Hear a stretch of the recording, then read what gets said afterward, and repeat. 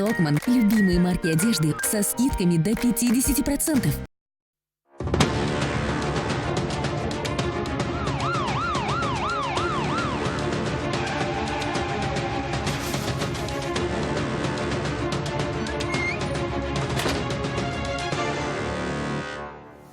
Здравствуйте. На телеканале «Новый век» программа «Вызов 112» в студии Эльвира Фазлиева. И сегодня мы расскажем о гибели рыбака после опрокидывания лодки. Вначале они не паниковали. Он еще спросил: плавать умеешь, можешь плыть? Он говорит: да, умею. Пожилому человеку не хватило сил, чтобы доплыть до берега. Рецидив нарушения. В Казани остановили нетрезвого таксиста, уже лишенного водительских прав. А также, как банк превратили в рюмочную. У вас вообще нет прав задерживать человека. Он не находится на объекте вашей охраны. Булыжник как ответ на отказ в продаже спиртного. Никакой камеры. И драка с охранниками. Будни глазами сотрудника охранного предприятия. Это и не только. Прямо сейчас. Не хватило сил доплыть до берега. На озере Плоское в Нижнекамском районе утонул 77-летний мужчина. Пожилой человек вместе с гостем порыбачили с лодки, но в какой-то момент судно перевернулось. С места ЧП Алия Хайруддинова. Вначале они не паниковали. Он еще спросил: плавать умеешь, можешь плыть? Он говорит: да, умею. Я слышу, они разговаривают. Когда они поплыли, я вижу, что они барахтаются, уже сил нет у них плавать, там трава кругом. Я побежала вот за помощью. Этот роковой день дачница запомнит надолго. Трагедия произошла на ее глазах. 77-летний мужчина с приятелем ловил рыбу с лодки. В один момент судно перевернулось. Оба оказались в воде. Молодой человек смог доплыть до берега, а вот у пожилого мужчины сил на это не хватило. Сказали, что там мужчина еще есть. Лодку спустили, я поплыл, никого не нашел. Там куртку подобрал, думал, это он, мужчина, куртки нету. Поплавал, посмотрел, никого не нашел. Несчастный случай произошел на озере Плоское, рядом с садовым товариществом «Шинник». Молодой человек в состоянии шока. Говорить о трагедии он не в силах. К поискам тела мужчины приступили водолазы. Озеро заросло камышами и водорослями. Это сильно осложняло работу. Причем искать приходилось на ощупь. Было слишком темно. Тело погибшего обнаружили только под утро. По словам сотрудников МЧС, если бы на рыбаках были спасательные жилеты, то все могло закончиться без жертв. Алия Хайруддинова, Альбина Валеева, Фахри Исламов, «Вызов 112». 37-летний рабочий погиб после падения с высоты двухэтажного здания на улице Аланецкого в Казани. По предварительной версии, мужчина вместе со своим коллегой ремонтировал кровлю котельной. После этого с помощью троса они начали спускать оборудование на землю. В какой-то момент один из рабочих потерял равновесие и упал головой на бетонное покрытие. Он скончался еще до приезда медиков. Как выяснилось позднее, рабочий был привязан страховочным тросом, однако он не был закреплен должным образом. В Зеленодольском районе задержали ранее судимого 43-летнего местного жителя. Его подозревают в убийстве 39-летнего знакомого. По версии следствия, незадолго до преступления оба распивали спиртные напитки и играли в домино. При этом подозреваемый постоянно проигрывал. В какой-то момент потерпевший оскорбил собутыльника.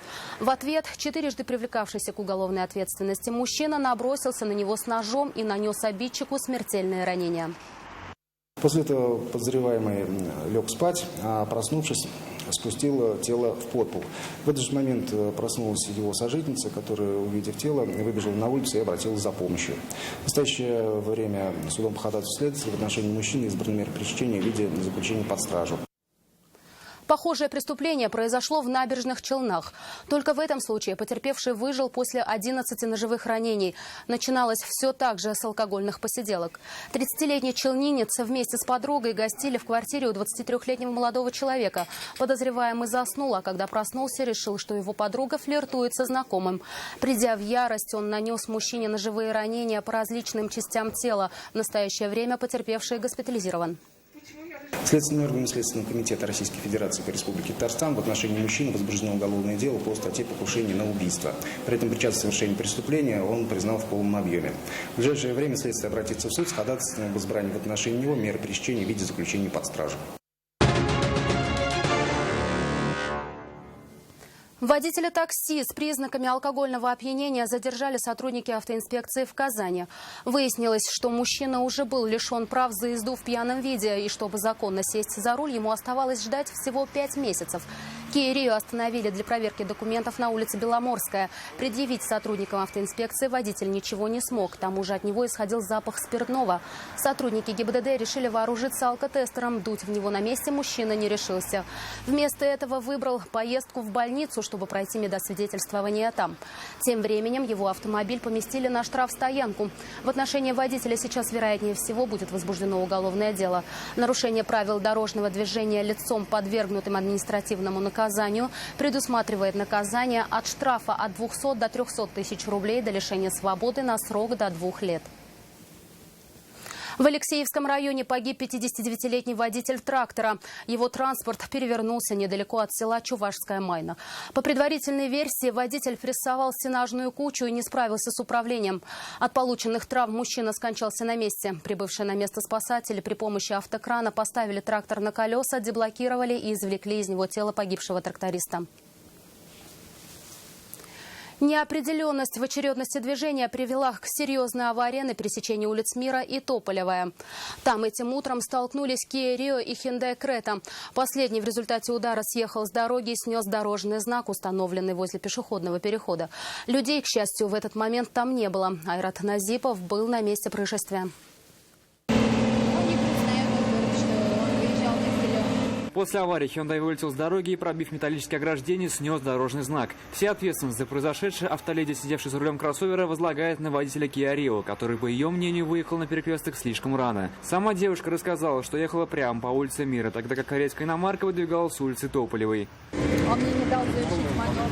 Автоледи считает, что выехал на перекресток еще на разрешающий сигнал светофора. Второй участник аварии имел другое мнение. Правда, говорить на камеру об этом не хотел.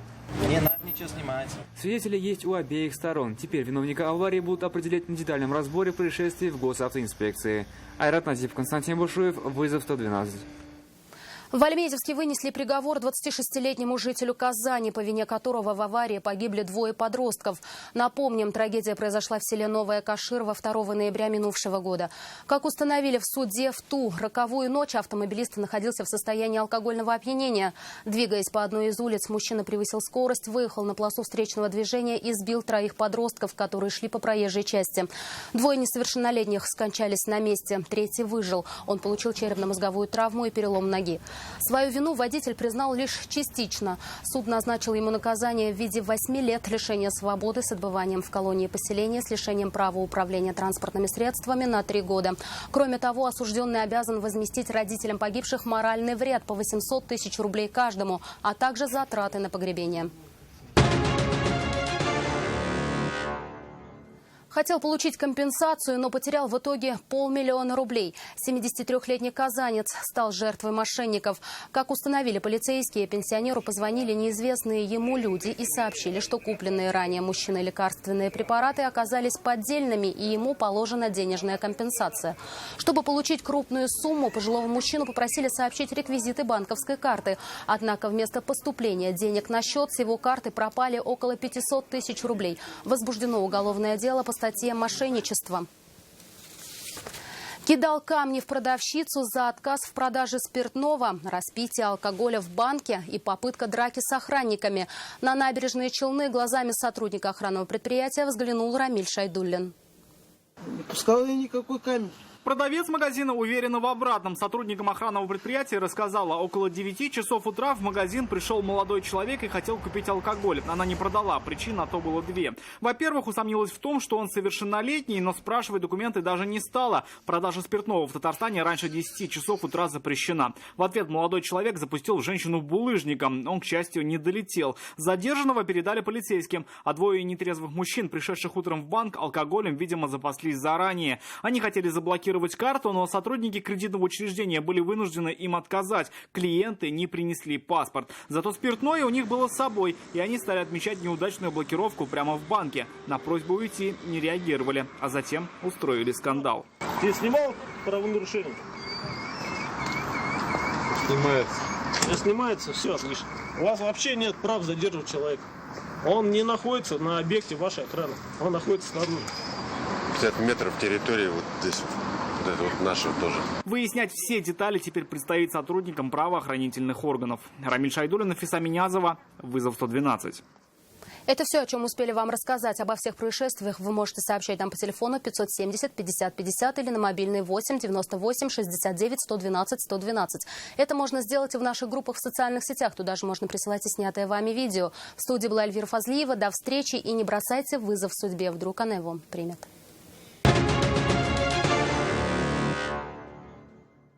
В Stockmann любимые марки одежды со скидками до 50%.